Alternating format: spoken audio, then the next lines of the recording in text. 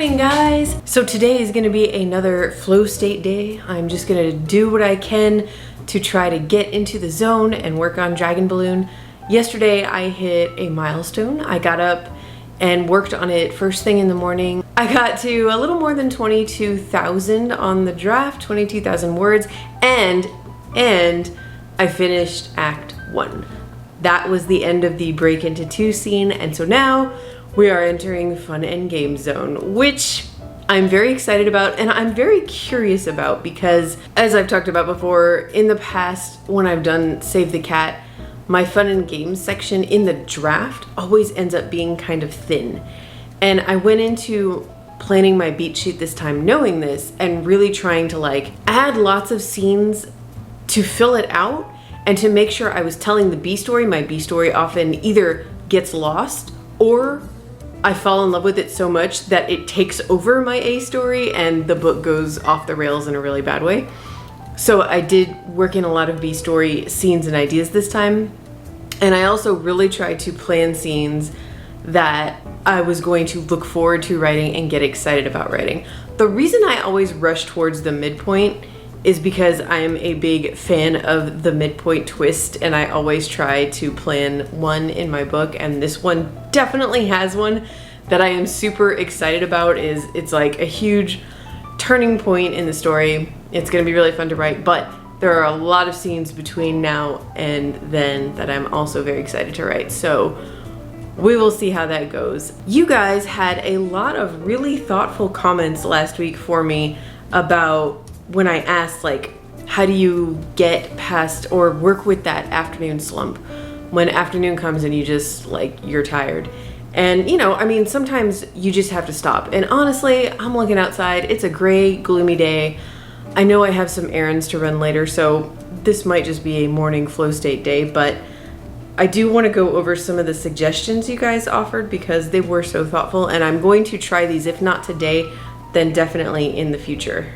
Okay, so we've got, I write strictly in the morning, 5 a.m. to noonish. That's bravo. That's amazing. I used to write at night, but it affected my sleep or lack of it. I use physical activities to counter my slumps. Fresh air helps big time. I always take Rosa on a walk at noon, and that does help me clear my head for sure, but it doesn't always ensure that I want to work that I want to draft when I get back in. Sometimes I just want to do a task that's a little less mental energy, but sometimes it does work. I think getting in the zone is a matter of which part of your book you're writing. If you have a lot of things to work out in the next scene you're writing, it can go slower. If you've really thought through what you want to write, writing it out can go really fast. This is so true, and that day that I had the 11,000 word day, every scene was really thoroughly thought out.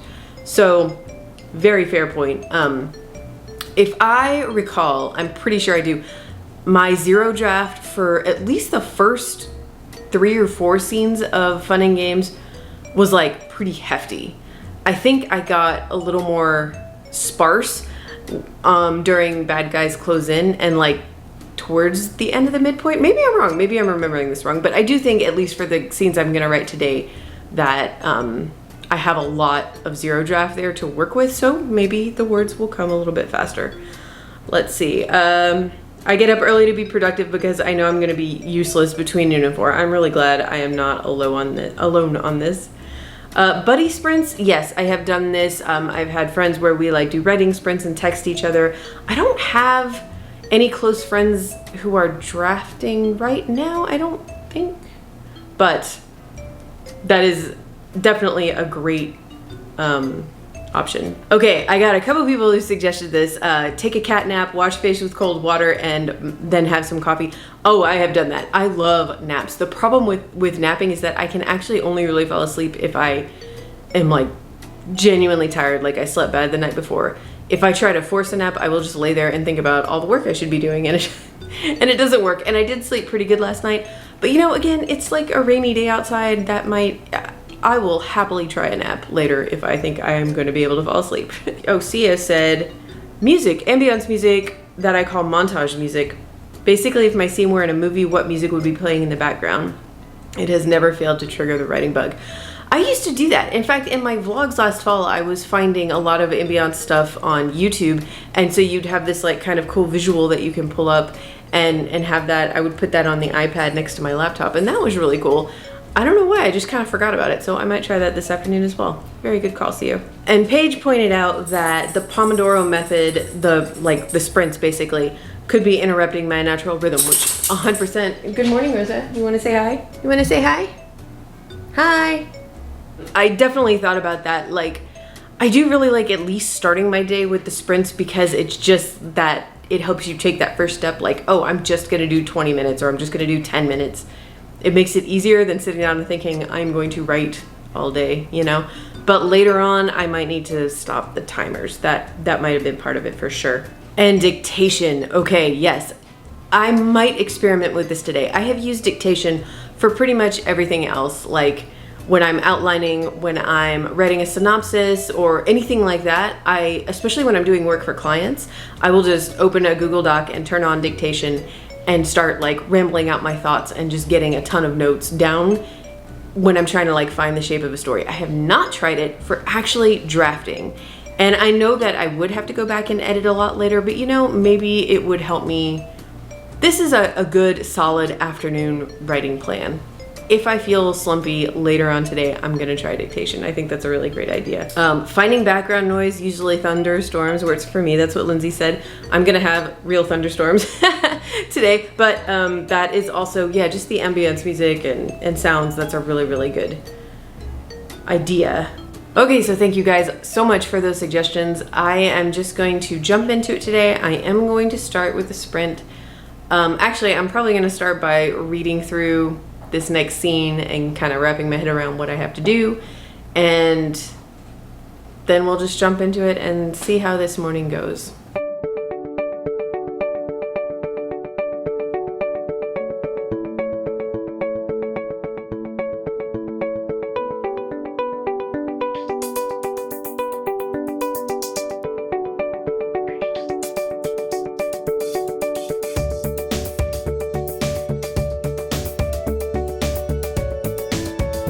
Okay, so that started out really, really great. I forgot to mention that last night, right before I went to bed, I just suddenly had like several little epiphanies about this book. I emailed them to myself. So the first thing I did before I started working was I wrote them down in my notebook, like the things that, like ideas that I have for things that happen later in the book and things that I need to change. Some of them are about Logan and her side of the story, but a few of them were like cool world building things. And one thing about Etta, the fantasy B story kind of side character in particular, that I was really excited about. And that was cool, and that got me excited to start working on this. So it got off to a really good start.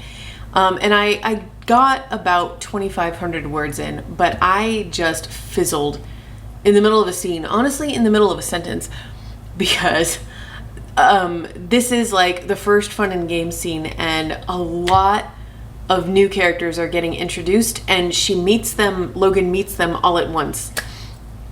And that's always just kind of challenging to write, because you don't want to have like 2 solid pages of character description, because that gets boring and it slows the story down, and it's too much for the reader to take in all at once anyway. Like if I get detailed descriptions of like 5 or 6 characters in a row, I'm not going to be able to keep their name. It's going to take a while before you keep their name straight. You know what I mean?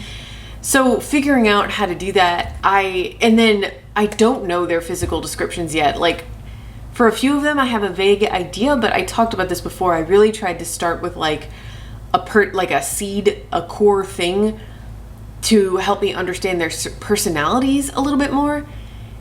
But I can't introduce them quite that way because Logan doesn't really know them yet, so it doesn't make sense. So I don't know how to describe them, and it got a little overwhelming and frustrating because I kept trying to just remind myself, you can revise this later, just skim over it now. But it just turned into a lot of skimming, and now the scene just kind of feels hollow, if I'm being honest. I don't know. I'm really struggling not to go back and pick over it because I can't fully describe them properly yet. I'm going to have to keep writing this draft and get to know these characters better and I know I will. I don't know. It's just making it hard to get through this scene. And it's a shame because I'm kind of transitioning from this scene into the next one, which is a really fun one. Like one of the candy bar scenes that I've been excited about writing for a while, but I just feel kind of, I don't know, kind of reached the end of my rope with this for now. And you know, it's almost 11:30, so I have a grocery pickup again. I'm gonna go ahead and take Rosa on a walk, go get that taken care of, have some lunch, and then hopefully I'll be able to do a little bit more of this in the afternoon. Maybe this won't feel so frustrating when I come back to it after a break. We'll see what happens.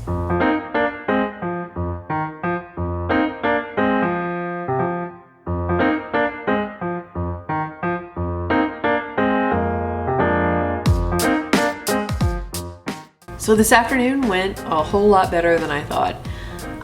First of all, a lot of my frustration just stemmed from hunger. I felt a lot better after I ate lunch.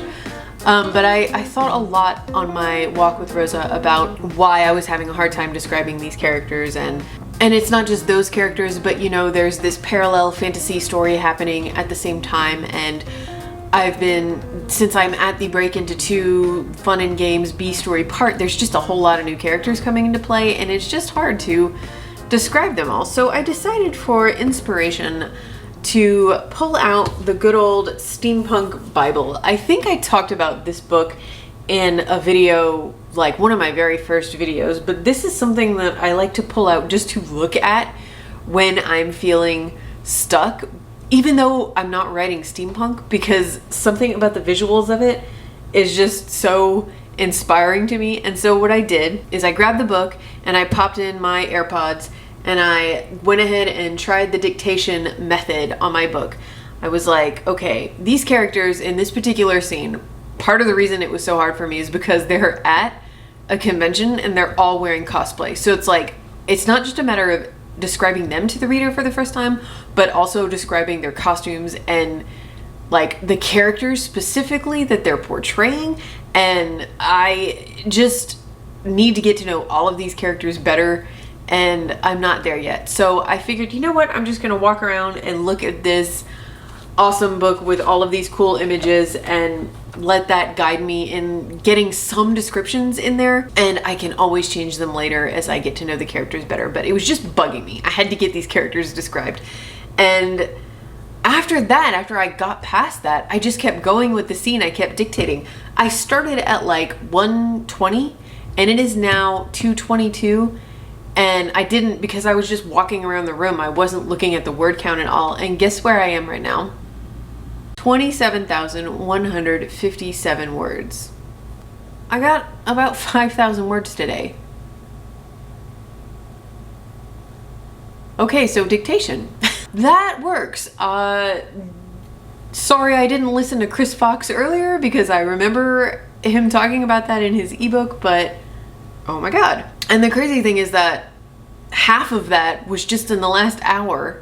The first half took from 9 to 11:30. Wow, okay. So yeah, dictation, really good for me for getting into the flow because I wasn't looking at my word count, and I think critically, I wasn't seeing my words. I was walking around and not looking at them, and therefore, even though I know I said some lines that made me go, I need to change that later, I wasn't looking at them and therefore didn't feel the need to go back and didn't cringe. It didn't make me like want to stop and get frustrated because it was so bad. I just kept talking. This is crazy. I can't believe I got 5,000 words. Okay, well, I am super happy with that, especially considering again it's only 2:30, and I'm gonna shut it down for today because I like the stopping point I'm at. I think it's right in the middle of a scene, a really fun scene. I think it's gonna be fun to pick up tomorrow morning, and that's always a good place to stop. So I know you're excited too, aren't you? You got something to say?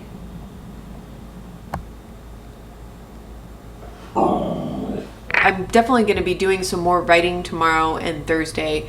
I would anticipate I'll be able to easily get over 30,000 words by Friday by the time this goes up. I'll update NaNoWriMo as well. Hey guys, future Michelle here. It's Wednesday morning, it's almost 10 o'clock, and I've written 3,000 words on this book using dictation. And it's the really crazy part is that my goal for this morning was 2,000 words, but I got so lost in the scene as I was just walking around and dictating it that I didn't realize I went 1,000 words over my target. So, I mean, consider me sold. I'm on board. I'm a fan. I'm sorry it took me this long to get into it. It's awesome. All right, anyway, but I am going to be filming a lot of other stuff over the next couple days, which I will talk more about in my next vlog, I think. Some not YouTube stuff. It's a new fun project. So more about that next week, but at any rate, yeah, for now, this is a good stopping place. I've rambled on long enough. If you are into the idea of this steampunk Bible, again, just for inspiration, it's like such a good purchase. I love this thing. I will link to it down in the description below so you can check it out. I hope your writing is going great. Dictation, guys. Although I will say this, I am fighting the urge not to say my punctuation to you because I just did it for an hour, period. And now, comma, I just want to add all of the periods, period. Anyway, have a great weekend, you guys. I will see you Monday with another video. Bye.